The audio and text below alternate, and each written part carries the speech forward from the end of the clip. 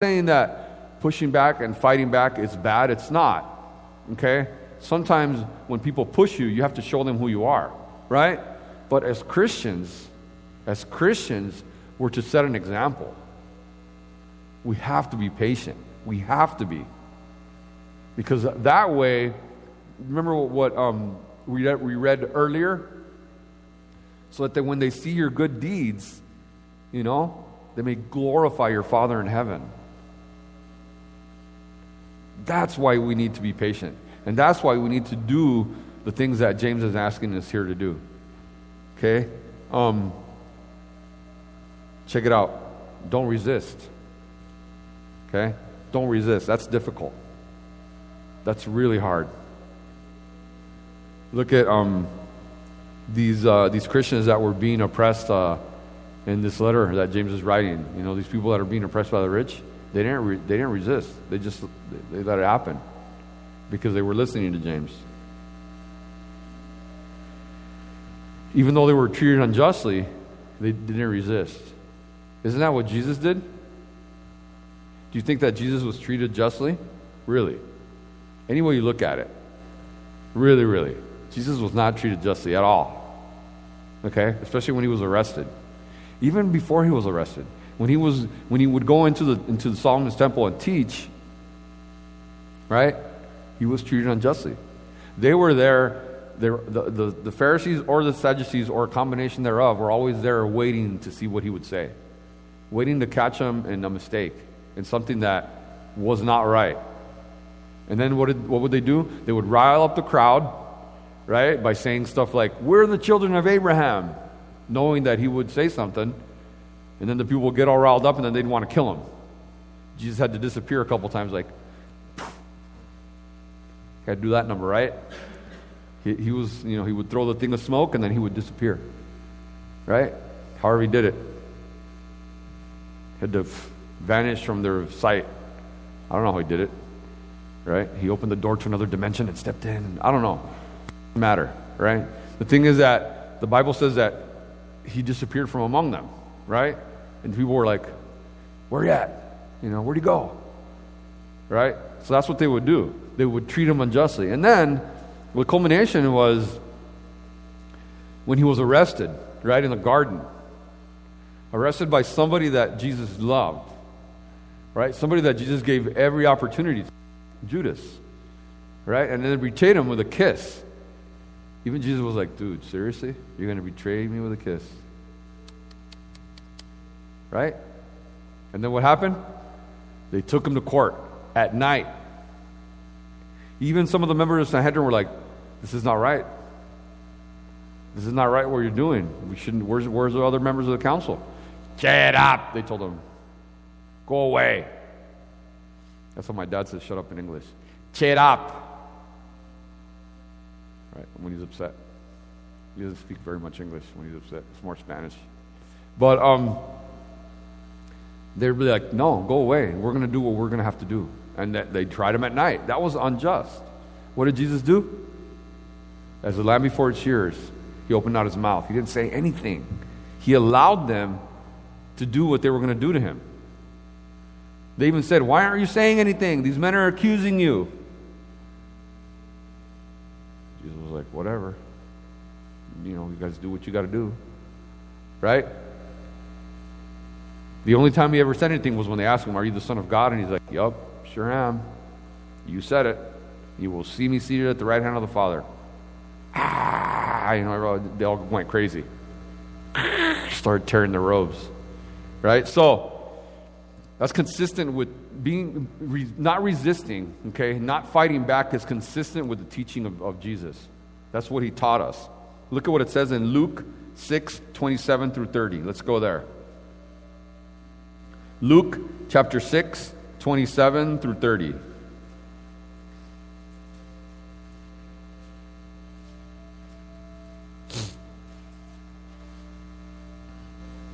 "But I say to you who hear, love your enemies, do good to those who hate you, bless those who curse you, pray for those who abuse you.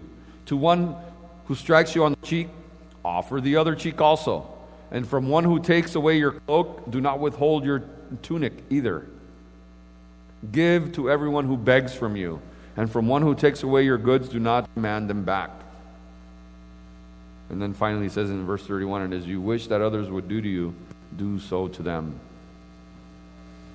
That's one example. Look at Romans 12, 19 through 21. Romans chapter 12, verses 19 through 21. Beloved, never avenge yourselves, but leave it to the wrath of God, for it is written, vengeance is mine. I will repay, says the Lord. To the contrary, if your enemy is hungry, feed him. If he is thirsty, give him something to drink. For by doing so, you will keep burning coals on his head.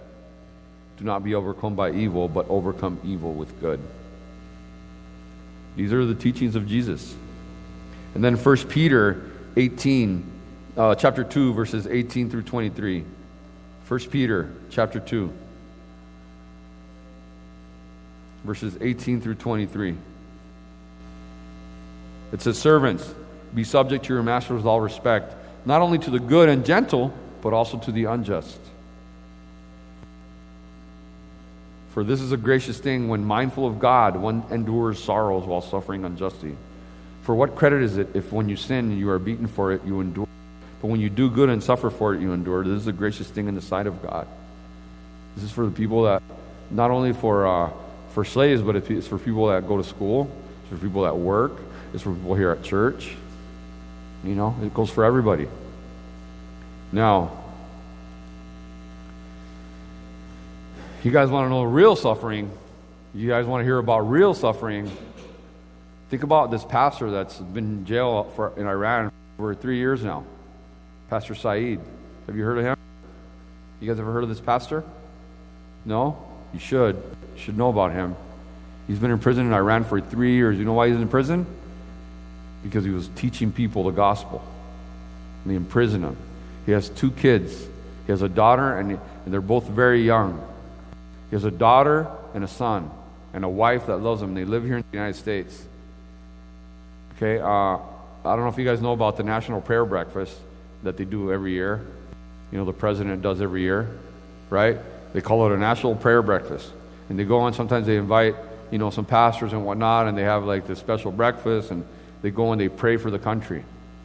Well, during this National Prayer Breakfast, Obama read a letter that he had written to his daughter or to his family. And he basically said, you know, that he was a prisoner for Christ, right? This guy is suffering. This guy is going through some torture, okay? They're not just not liking him and not talking to him, right? Or calling him names. They threw him in jail, in a cold jail cell, and they beat him consistently. They torture him because he's a Christian. And they say, renounce your faith. You know, renounce your faith. They hate him because he's a Christian. And so Iran and the United States are in these talks and nuclear talks and blah, blah, blah. And so, you know, they want to put that on the table. Like, listen, if you want us to continue with, you know, whatever, you need to get this guy back home. And so he wrote his daughter a letter, and I'm going to read it to you, but before that, let's continue with what it says here in James. It says,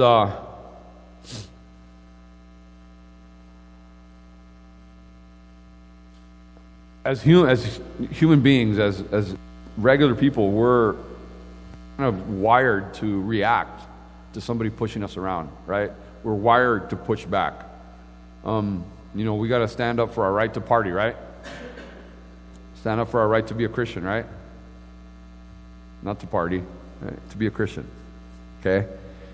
So, and the days are coming where we're going to have to sing that song, right? But not to party, but to be a Christian, right? We're going to have to. It's going to get real crazy. So, here James is saying, allow God to take care of things. And sometimes we don't see that. Most of the time we don't see it. Because, you know why? You know why we don't? You know, we ask God, God, help me with this situation, whatever the situation is, right? Help me with the situation, you know, that I'm going through, whatever, and blah, blah, and then it seems like God never listens, right? Person continues. You know why? Because we're impatient. Because we want everything now. Right? I'm not going to go too far back in time. 10 years ago, when computers first came out, some of you guys were like too young, right? You still were playing with Leapfrog, right? But I was playing with computers. And there was a thing called AOL.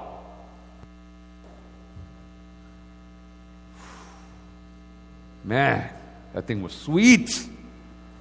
You can go on the internet. You can go look at anything you wanted, cameras. And one time I went and saw the Wailing Wall in Jerusalem through AOL. Like 20 minutes to connect. Like, wow, this is fast. Right? This is amazing. Now, how long does it take to connect to the internet? 4 seconds? Right? Maybe 5 seconds. And we're already like this. Goodness gracious, what is wrong with this thing? Oh, there it is. Seriously? Try having a phone line to connect to. What was it called? What was it? Dial-up. Ho, ho, ho. It literally was like...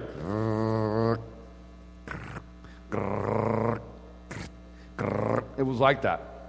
Literally, it took that long to connect. Dial-up. Man, once they got like the modem thing, 56K, remember that? 56K was like, wow, dude, this thing is amazing. It's fast. Look at it today, a 56K modem. No bueno. You couldn't play a single game on there. You would be lagging so much that by the time, the game would be over. We want everything now. We want everything fast. We're so impatient. So impatient. That's why we don't see God at work. We have to allow God to work in our lives little by little. Sometimes this morning when I was sitting down right here, service is for the youth at church, right? It's for the youth at church. I see very few youth here. There used to be, sometimes we'd have 25 people in that room in the back, 30 people. Nobody's here. It starts at 11. Most people are here late. Sometimes I know that's not your fault, and I'm not pointing fingers at anybody. I'm just saying that's the state of affairs. It's discouraging. I'm impatient. I want it to be full now, but it's all in God's timing. I can't hurry God and be like, God, I want this to be filled. Maybe that would be a very bad thing for me. It's like winning the lottery. $500 million was the Powerball lottery. Imagine having $500 million, or say even $200 million in your bank account all of a sudden. It would drive you crazy. You wouldn't know what to do. Maybe that's why I've never won the lottery. Maybe that's why God doesn't let me win Megabucks and Powerball and Super Lotto and whatever all the other ones are. Because He knows I'll go crazy. Right? And we're always like, first thing I would do, I would tithe to the church and buy my mom a house. And my dad said in Spanish, no hay mejor disposición que la de un jodido. You know what that means? It means there's no better disposition than someone that has nothing. Because the people that have a lot, they don't give their money away. They keep it. Right? So anyways, we have to let God work. We have to give Him time to work. Okay? Now, what are the 3 examples that James gives us